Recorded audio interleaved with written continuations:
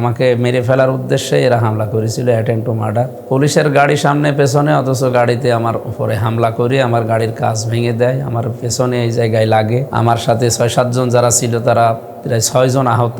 আমি এখনই মামলা করতে যাব। এখানে গণ অধিকারের কি জেলা সেক্রেটারি নাম আব্দুল খালেক, এরপরে তৌকির, এর নাম তৌকির, এরপরে এই বাদের এদিকে বাড়ি জহুরুল, সিরাজের ছেলে জহুরুল।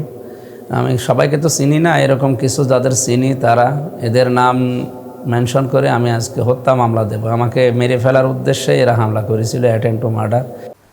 আসসালামু আলাইকুম রহমতুল্লাহ। প্রিয় দেশবাসী, আজকে 15ই আগস্ট 2026 আমি সারাদিন কুষ্টিয়া বিশ্ববিদ্যালয়, ইসলামী বিশ্ববিদ্যালয়ের আশপাশ নিয়ে প্রায় হরিনারায়ণপুরের 9টা ওয়ার্ডে বিভিন্ন মানুষের খোঁজখবর নিয়েছি। সেখানে তাদের সমস্যাগুলো শুনেছি এবং সমাধান করার জন্য আমি চেষ্টা চালাবো বলেছি।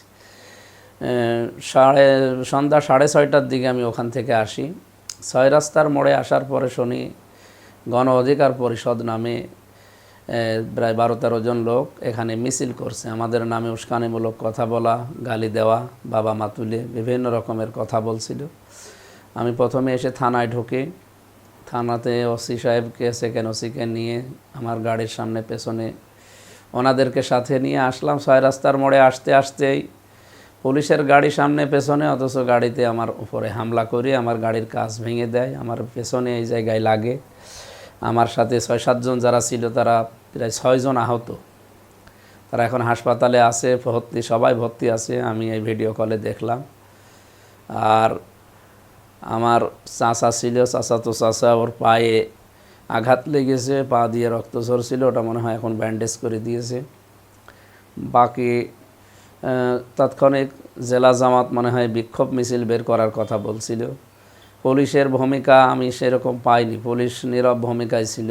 আমি ঘটনা ঘটার প্রায় আধা ঘন্টা 25 মিনিট আগে হয়তো এসপিকে, ডিসিকে কল দিয়েছিলাম। ওনারা প্রায় 5-6 বার করে, এক একজনকে আমি 5 বার করে, এসপিকে 2-3 বার করে কল দিয়েছি, ডিসিকে ধরে নাই কেউ। ওনারা পরবর্তীতে ঘটনা ঘটার পরে ব্যাক করলো, বলছে আমরা একটা মিটিংয়ে ছিলাম।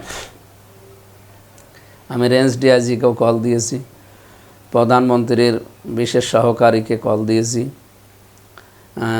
আমার আমিরে জামাতকে জানিয়েছি। ওনারা ঘটনা শোনার পরে এটা পূর্ব পরিকল্পিত এবং এটা নেককারজনক ঘটনা। অবশ্যই এর পেছনে কারা কাজ করছে এটা আমরা জানি।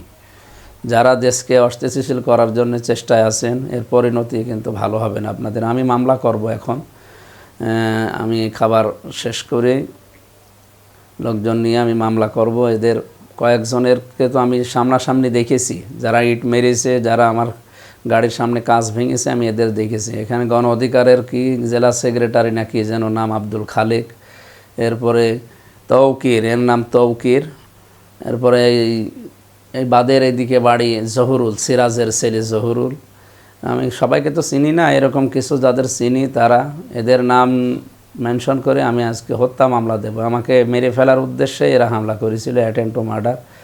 আমার মাথার দিকে যে আঘাতটা আসে ওইটা আমি কাত হওয়ার কারণে লাগে না, আমার কাঁচ ভেঙে গেছে। আমার গাড়ির গ্লাস সামনে পেছনে, এরপর লুকিং গ্লাস সবগুলো ভাঙা।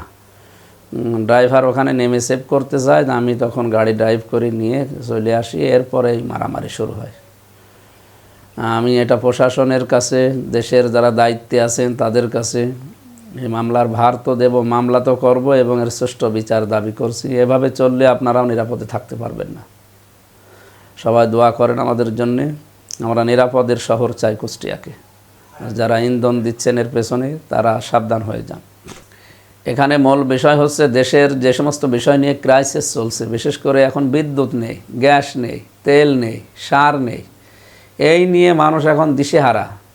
দ্রব্যমূল্যের ঊর্ধ্বগতি চলছে, চারিদিকে হাহাকার লেগে গেছে প্রায়। সরকার আমার মনে হয় অনেককে দিয়ে পরিকল্পিতভাবেও এটা ধামাচাপা দেওয়ার জন্য বিভিন্ন ইস্যু সামনে নিয়ে আসতে পারে। এই সমস্ত ছোটোখাটো হামলা না, আমরা যারা ইসলামী আন্দোলন করি আমরা তো বিদায় নিয়ে এগুলো করি। সুতরাং আমাদেরকে ভয় দেখিয়ে হামলা করে মামলা করে লাভ নেই। আপনি আদর্শের মোকাবেলা আদর্শ দিয়ে করেন। এগুলো যদি না পারেন আপনি রাজনীতি ছেড়ে দিন। সুতরাং এই সমস্ত সন্ত্রাসীদের আমরা উপযুক্ত বিচার চাই।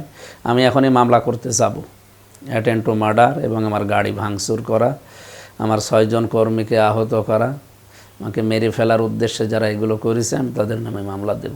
আসসালামু আলাইকুম।